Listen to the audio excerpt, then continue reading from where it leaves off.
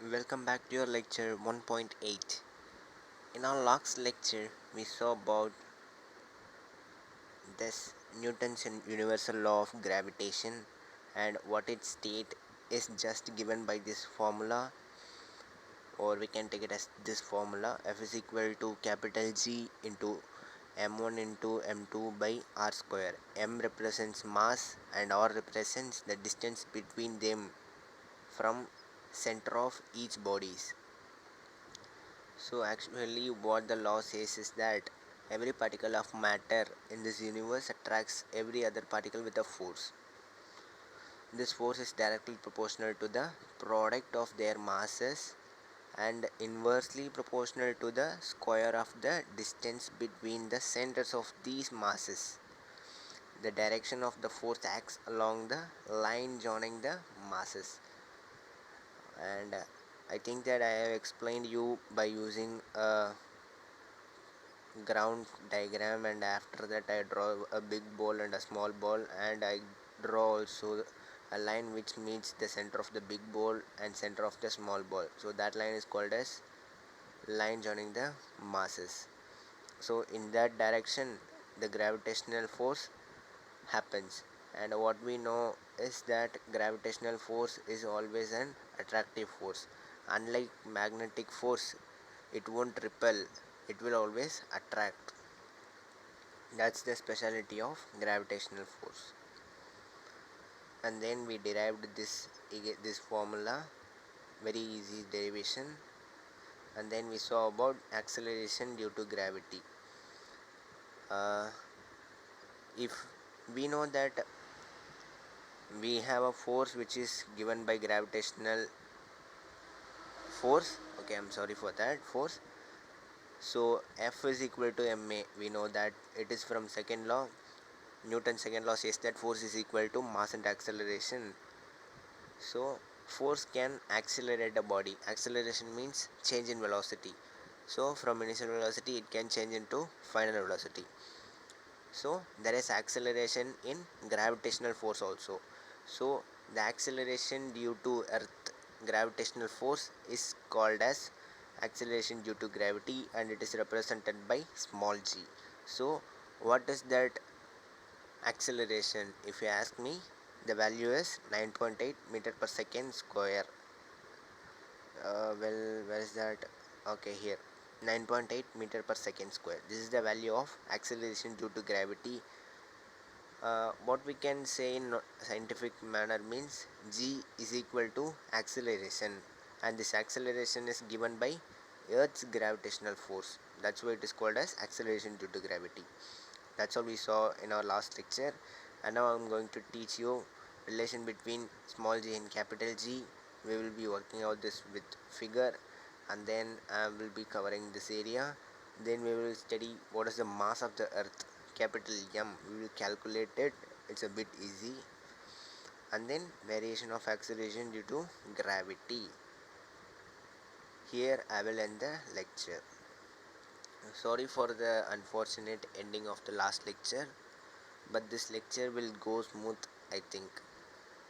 Just a guess, we can't guess anything now. Anything may happen in any time. Okay, going with the lecture.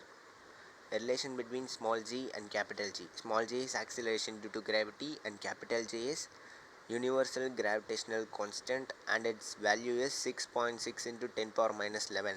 See, you must remember both these values. Small g value is 9.8 meter per second square, and capital G value is 6.6 into 10 power minus 11. இந்த ரெண்டு value நீங்கள் ரொம்ப மனப்பாடம் பண்ணி வச்சுக்கிட்டா தான் problems போடுறப்ப use ஆகும். Okay, when a body is at rest on the surface of the earth, it is acted upon by the gravitational force of the earth. So a bit before, I mean in the starting of the chapter, you might have came across that force can move an object from rest position to a to a kinetic position. And also they said that it will try to move an object. What do you mean by that try? You need to see here. See, we are in rest position, with respect to the ground, but actually force is acting on us, but we are at rest. That means force is just trying to push or pull us. Earth's force is trying to push or pull us. That's what they said in this line. A body kept on the surface of earth is acted upon by gravitational force of the earth. Let us compute the magnitude of this force in two ways. Compute means calculating. We will be calculating the magnitude of this force in two ways. So what will be the direction of force? Force is vector quantity and it have direction and magnitude. We are going to calculate the magnitude here, and what is the direction is so simple. From the center of a body which is on the surface of the earth to the center of the surface of the earth. That's the direction. And we know that gravitational force is attractive. Wait a minute. See, consider this as the earth's surface and the center is somewhere here, and you are going to keep a big ball here and its center is here. So we are going to connect these two centers, and this is the line of action of force. Since the gravitational force is attractive, the force will be in this direction for this body, and for earth the force will be in this direction. Remember it. And then let capital M be the mass of the earth. Mass of the earth, we don't know, we will be calculating over here. Wait for that. And M, small m, be the mass of the body. The entire mass of the earth is assumed to be concentrated at its center. Yeah, what I said, the earth's mass is concentrated at this center alone. The whole mass is concentrated at the center. We are just assuming it. It's not the truth. Earth's mass is just, what can I say? It's just filled everywhere in the whole sphere. But for our calculation, we are going to assume it as the center. And for the another object, the mass is at its center, and the mass is small m. The radius of the Earth is r is equal to 6378 kilometer. Approximately, we can take it as 6400 kilometers. I don't know what's the distance between Delhi and Kanyakumari. Maybe 2000 kilometer, I guess. That's not the problem here. I'm just comparing the distance. This is the radius of the earth, 6400 kilometers approximately. This thing is enough for you to remember. Then by Newton's law of gravitation, the force acting on the body is given by, so we are going to use this formula. F force, gravitational force acting on the body is equal to universal gravitational constant into mass of earth into mass of the object divided by distance between them, that is capital R the whole square. That's all. This is the formula we are getting from here. And then this diagram is explained easily. If you read this paragraph and the last paragraph, you can understand this diagram very easy. And F is the gravitational force. For this mass m, small m, the gravitational force is acting towards earth, towards the center of the earth. That's all. Then here the radius of the body is considered as negligible. Negligible means very very small, so we are taking it as 0 when compared with the earth's radius. uh, what they are saying is that if you are going to take a stumper ball and measure its radius, it might be almost I guess 5 centimeter or 4 centimeter. And if you what you know is that Earth's radius is 6400 kilometers. So if you just compare these two radius, uh, you can say that the stumper ball's radius is very very small, so we don't need it. We can take approximately 6400 kilometers, the same as the Earth's radius. That's enough to calculate force. That's what they are saying here, negligible. Then now the same force can be obtained from Newton's second law of motion. So what is Newton's second law? Force is equal to mass and acceleration, right? Remember it. According to this law, the force acting on a body is given by the product of its mass and acceleration, called as weight. So what is the difference between weight and mass? That's the upcoming topic after this lecture. We'll be doing it later. Just wait for that. Here acceleration of the body is under the action of gravity, hence A is equal to G. See, read this line once. Here acceleration of the body is under the action of gravity. What can I say is that if we keep the stumper ball on the surface of the earth, it is going to be pulled by earth's gravity, so the force acting on the ball is due to earth's gravitational force, and there must be some acceleration on it. So what is that acceleration? Is small g. Very simple. And this is from second law, force is equal to mass and acceleration. Since A is equal to G, we are going to replace A by G, so F is equal to mg. And they are saying this as wait for that. Comparing equations 1.7 and 1.8. Where is 1.7 and 1.8? I don't know where. Wait a minute. Oh, sorry. I can't find where is 1.7 and 1.8. That's fine, that's not a problem. See, here F is equal to mg, right? And then take here F is equal to G, I'm sorry, here F is equal to G capital M small m by R square. Okay, so F and F are same, so we can say that mg is equal to, okay, here mg is equal to G capital M small m by R square. So small m gets cancelled out because they are common, so we are going to cancel it out, and what we see is small g is equal to capital G into capital M by capital R square. This is called as acceleration due to gravity. So if you put the values, what is the radius of earth? 6400 kilometer, and if you square this you will be getting the denominator.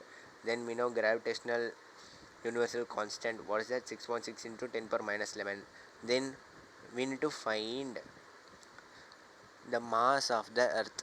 We don't know yet now. We don't know what is the mass of the earth, so it's tough to find what is this acceleration due to gravity. But something we know more. Small g is equal to 9.8 meter per second. So we have small g, we have r, we have g. We need to find m, mass of the earth. So if you take all these things this side, just keeping m here, we can find capital M. That's what they are doing here. Rearranging the equation, the mass of the earth is obtained as mass of the earth, capital M is equal to m is equal to g, small g into r square by capital G. So if we substitute the values, we will get mass of the earth as 5.9 into 10 power 24 kilogram. See one thing, you don't need to remember this value, it's not very important, but if they asked in the exam, you can just do this calculation and write the value. You know what is G value, take it approximately as 10. You know what is R value, take it as 6400 kilometer.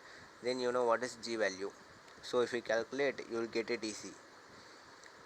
That's all for the mass of the earth. It's a very small topic. Then variation of acceleration due to gravity. It's a nice topic, but you will confuse here. I'm damn sure you will get confused. Okay. Since small g depends on the geometric radius of the earth, why they are saying this? See, what is G's formula?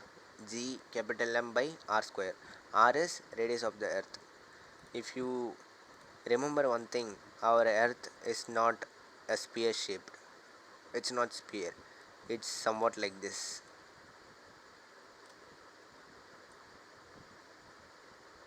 Somewhat like this. It is flat in North Pole and South Pole.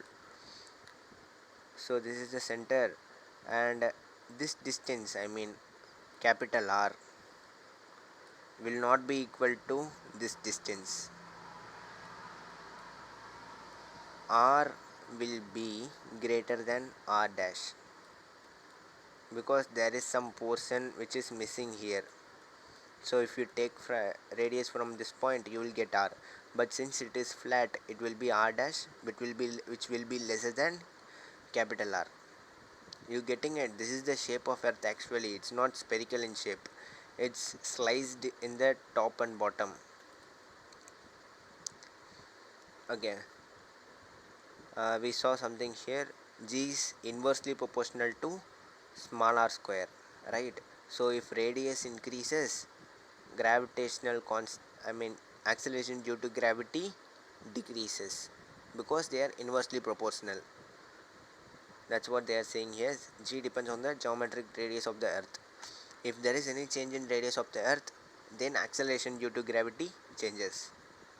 Its value changes from one place to another on the surface of the earth. Yeah, what I said is, in north pole the radius is small, in equator region the radius is big. So the acceleration due to gravity changes. Since the geometric radius of the earth is maximum in the equatorial region and minimum in the polar region, the value of G is maximum in the polar region and minimum at the equatorial region. Okay, same one thing. If R decreases, capital R decreases, G will increase, right? Yeah, you know that. Wait a minute. G is inversely proportional to R square.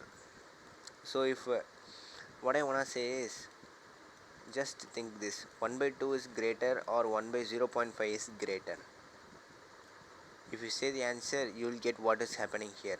See, 0.5 is denominator and if this is less than 2, but actually the whole value is 2 for this one and the whole value for this one is 0.5. So final thing is that 2 is greater than 0.5. So if denominator decreases, the final value will increase. That means if R decreases, G will increase. Simple mathematics is applying here. So if radius will definitely decrease in north pole and south pole. Why? Because they are sliced. Our earth is not whole spherical in shape, it's sliced in the top and bottom. So radius will decrease and acceleration due to gravity will increase. And in equator region, what is equator? See, this is our earth, this is north pole, the top of our planet, and this is north pole, and the mid region is called as equator. So the equator will have larger radius, and the radius near the north pole or south pole will be lesser than that. Sorry for it. Okay, that's what they are saying in this first paragraph. And the second paragraph says, when you move to a higher altitude from the surface of the earth, see, if you're climbing Mount Everest, which is 8 kilometer tall, I guess, yeah, maybe 8 kilometer. When you move to a higher altitude from the surface of the earth, the value of G reduces. Same thing. Keep always keep this in. I'm sorry. Always keep this in mind. G is inversely proportional to inversely proportional to R square. So if you are going to climb higher altitudes, radius from you to center of the earth will increase. So gravitation constant, no, acceleration due to gravity will decrease. The value of G reduces. In the same way, when you move deep below the surface of the earth, the value of G reduces. Yeah, here comes the confusion. I said before that if you decrease the value of R, G will increase, right? In North Pole and South Pole. But here they are saying something different. In same way, when you move deep below the surface of earth, see, this is our land surface from earth, maybe crust. So here we will be having sea, and here it's water, and then again land something else. Okay, if you measure your acceleration due to gravity in surface of the earth, where sand and rocks are there, it will be more. And according to the statement, in the same way, when you move deep below the earth, below the surface of the earth, yeah, you're going to move below the surface of the earth somewhere in sea. Okay, you're going to be here and the radius is smaller than here.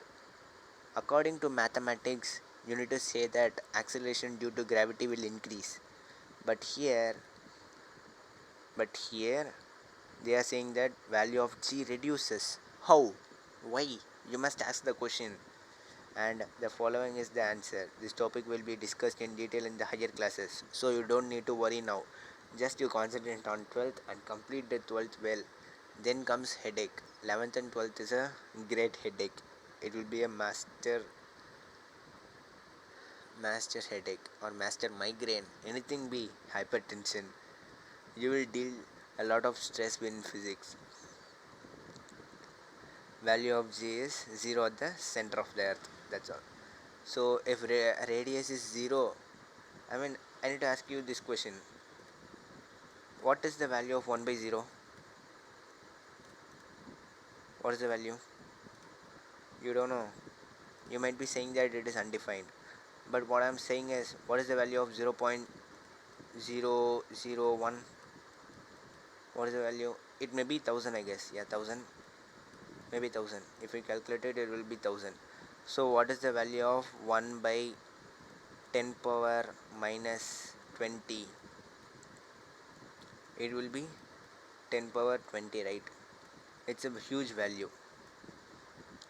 And another thing you need to see is that this 10 power minus 20, if we say by numbers, it will be 0.000000001. It will be going somewhere. And what is 0? 0 is a bit near to the least number. It is a bit near to the least number we know in positive. So we can denote it here now. If we denote that number, the final value will be very very large and it will tend to infinity. So what I'm coming to say is that 1 by 0 must be equal to infinity. And what they are saying here, oh sorry, this is just I'm sorry. Okay, I said you before g is inversely proportional to 1 by r square. So here they are saying that value of g is at the center. So at the center, what is the radius between you? What they are saying here is, you are going to keep a stumper ball in the center of the earth. See, this is earth and you are going to keep the stumper ball here in the center of the earth. So what is the distance between center of the earth and center of the ball? Both are going to lie in the same place, so there is no distance. The r will be tending to be 0. So that means 1 by 0. Then what will be the value of g? It is equal to infinity, right? But what this last line says is that it is equal to 0. How come it be equal to 0? You need to think. You need to think a lot. There is many things hidden here. Physics is not just you are going to learn in 9th and 10th. Physics will continue from 11th, 12th, and if you going to take engineering, there also you will be reading physics for 4 years. So there they will publish why g is equal to 0 in the center of the earth. Okay, don't take pressure now. Read this first paragraph very good or very thorough. You must be thorough with this first paragraph. This is very useful, and the second paragraph will make you confused. But don't confuse more. You must think, but not very extreme. You are not going to do PhD or a doctorate degree. Just read and understand what they are saying. That's enough for you now. And the lecture is over by now, and in the next lecture I will be doing mass and weight alone. Okay, after completing that, apparent weight will be done, and then that's the end of the chapter. Okay, and if you like the video, just like it, and if you wanna share it. Then if you wanna subscribe it. Thank you.